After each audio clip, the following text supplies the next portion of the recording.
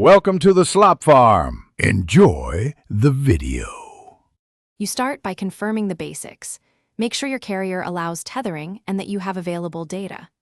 Restart both your phone and the device you'll connect. This clears temporary faults. Once done, open Settings, go to Personal Hotspot or Tethering, enable it, and set a clear SSID and a strong password so devices can find and authenticate reliably. Making these steps first avoids later confusion and isolates software or account issues early in the process.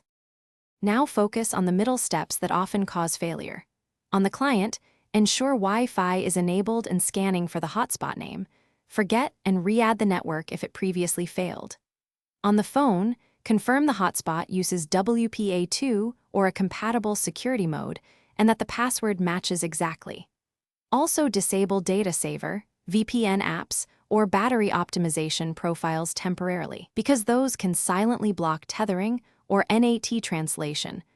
Finish by applying advanced but decisive actions. Check for and install system and carrier updates, since bugs and APN changes are fixed there.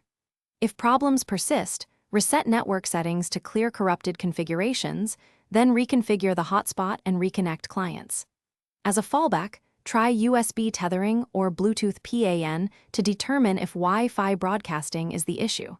If nothing works, one key troubleshooting tip. Contact carrier support to verify APN tethering permissions and any account-level blocks before replacing hardware. Thanks for watching. Consider subscribing if we helped you today.